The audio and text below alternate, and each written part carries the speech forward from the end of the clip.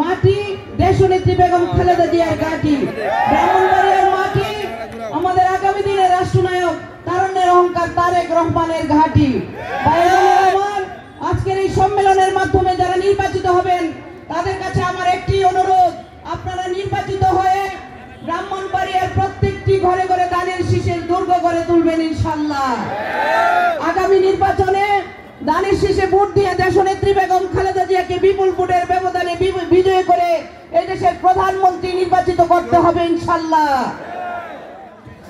আর তারেক জিয়া বীরের বেশে আসবে ফিরে বাংলাদেশে, এই আশাবাদ ব্যক্ত করে আমি আমার সংক্ষিপ্ত বক্তব্য এখানে শেষ করছি।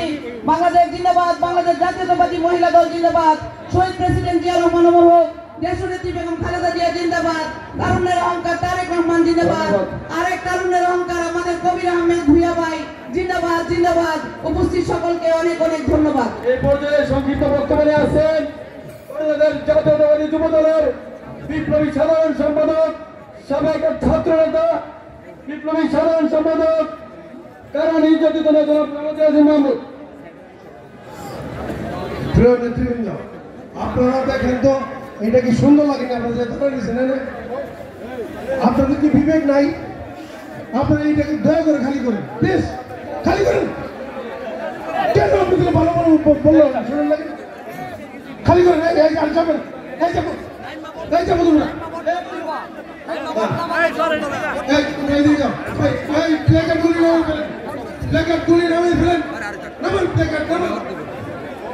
ধন্যবাদ। বক্তব্য নিয়ে আসছেন বিপ্লবী সাধারণ সম্পাদক মৃত্যুঞ্জয়ী ছাত্র মোহাম্মদ ইয়াসির মাহমুদ।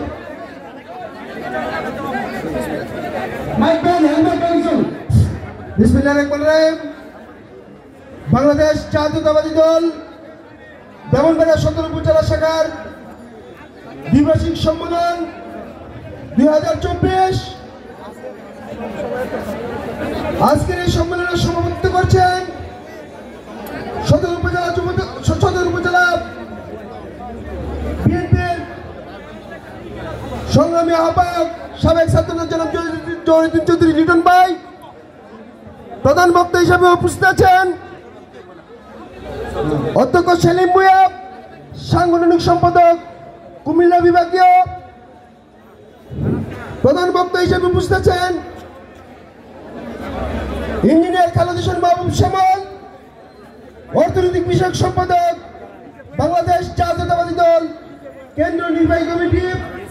উপস্থিত আছেন মুস্তাক ভাই সহ জেলা বিএনপির আহ্বায়ক, সদস্য সচিব সহ জেলা বিএনপির যুবদল, ছাত্রদল ও বিভিন্ন ইউনিয়ন থেকে আগত প্রিয় নেতৃবৃন্দ, সংগ্রাম ভাইরা, আপনারা জানেন আমরা দীর্ঘ বছর পর আজকে এই বড় মুক্ত মঞ্চে আমরা দ্বিতীয় স্বাধীনতার পর আমরা আজকে একটি সফল সম্মেলন করতে পেরেছি।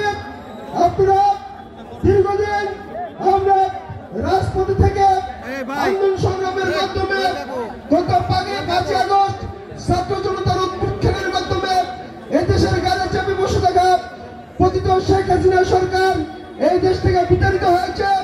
তাই আমাদের নেতা বিএনপির ভারপ্রাপ্ত চেয়ারম্যান দেশনায়ক তারেক রহমান আমাদেরকে বলেছে আমাদের যে অর্জন, এই অর্জন যেন কোনো অবস্থাতে এই শেখ হাসিনার দূষণরা যেন না করতে পারে, ওইদিকে দৃষ্টি রাখবেন।